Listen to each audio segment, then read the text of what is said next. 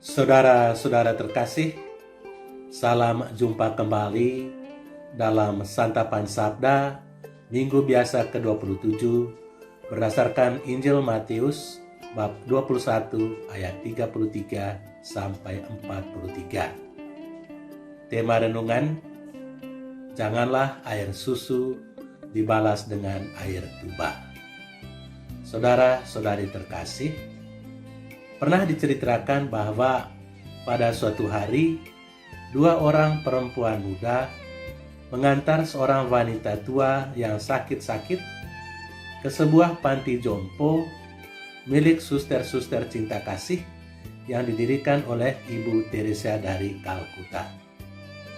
Kedua wanita itu menceritakan kepada suster-suster di situ bahwa mereka menemukan perempuan pengemis itu di jalan. Mereka merasa kasihan kepadanya karena ia sakit-sakit dan kelihatannya tidak mempunyai keluarga. Oleh sebab itu, mereka mengantar perempuan pengemis itu ke panti jompo dan mengharapkan para suster untuk menerima dia dan merawat pengemis itu. Lalu keduanya berangkat. Setelah kedua perempuan itu pergi, ibu itu tiba-tiba menangis dengan tangisan yang sangat memilukan. Para suster merasa heran, lalu bertanya kepada perempuan itu, mengapa dia menangis begitu hebat? Dan ibu itu menjawab, "Suster, saya bukanlah pengemis yang mereka temukan di jalan. Saya adalah ibu kandung dari kedua perempuan muda itu. Mereka tidak senang kalau saya tinggal di rumah karena akan mengganggu pekerjaan mereka. Oleh sebab itu, mereka mengantar saya ke panti jompo ini." Sungguh sangat sedih.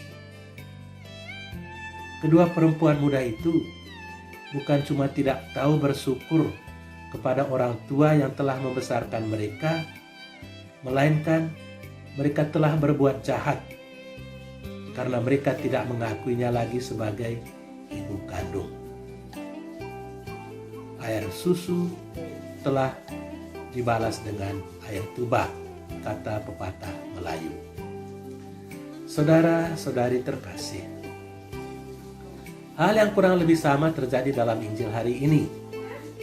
Dalam perumpamaan tadi, Yesus berbicara tentang seorang tuan tanah yang membuka kebun anggur dan menyewakan kebun anggur itu kepada para penggarap.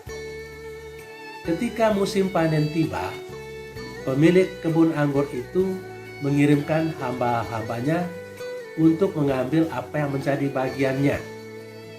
Tetapi apa yang terjadi? Hamba-hamba itu dibunuh oleh para penggarap itu. Tetapi orang itu tidak berputus asa. Dia mengirimkan sejumlah hamba lagi untuk mengambil apa yang menjadi bagiannya. Tetapi nasib mereka sama saja. Mereka kembali dibunuh oleh para penggarap yang tidak tahu berterima kasih itu. Akhirnya pemilik kebun anggur itu mengutus putranya sendiri dengan harapan bahwa para penggarap kebun anggur itu akan segan kepadanya dan tidak mungkin membunuh dia. Tetapi ternyata harapannya itu keliru. Para penggarap kebun anggur itu bukan saja menolak putranya itu, tetapi malah membunuhnya seperti mereka telah membunuh utusan-utusan terdahulu. Setelah menyampaikan perumpamaan itu, Yesus minta pertimbangan kepada orang-orang Farisi dan ahli-ahli Taurat tentang apa yang harus dilakukan oleh pemilik kebun anggur tersebut. Para imam kepala, orang-orang Farisi dan ahli Taurat itu menjawab, semua penggarap itu harus dibunuh supaya mereka mendapat hukuman yang setimpal dengan perbuatan mereka. Pemilik kebun anggur itu sudah terlalu sabar dengan mereka. dan betapa dia dikecewakan oleh penggarap-penggarap kebun itu.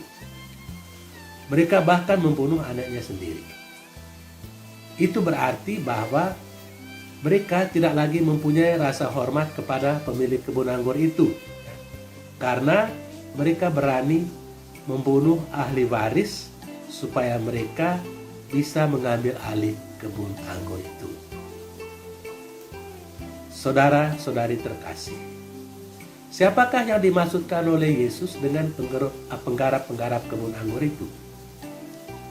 Penggarap-penggarap kebun anggur itu yang bersikeras membunuh utusan-utusan yang dikirimkan kepada mereka tidak lain adalah orang-orang Israel yang tidak saja membunuh utusan Yahweh, yakni para nabi, tetapi juga membunuh putranya sendiri dengan cara yang sangat keji, yakni menyalibkannya.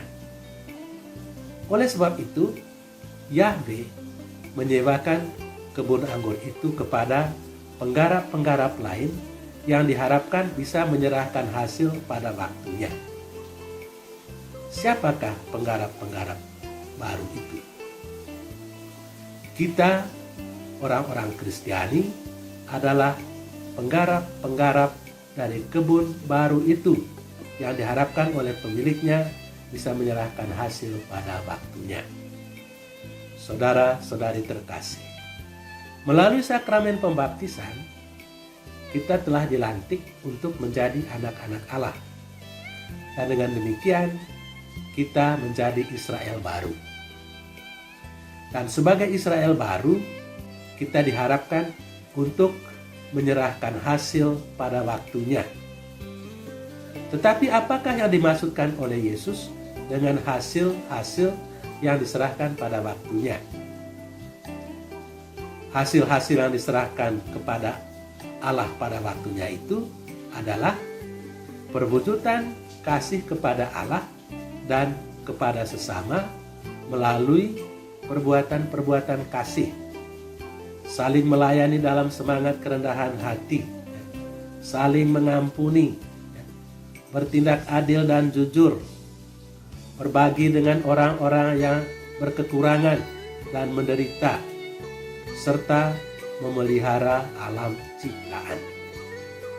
Dengan melakukan hal-hal tersebut, maka kita telah menyerahkan hasil pada waktunya kepada pemilik kebun anggur, sehingga dia tidak akan lagi menyewakan kebun anggur itu kepada penggarap-penggarap lain. Dengan demikian, kita tidak lagi menjadi orang yang membalas air susu dengan air tuba, seperti yang dilakukan oleh dua perempuan muda di dalam cerita tadi. Tuhan memberkati kita. Amin.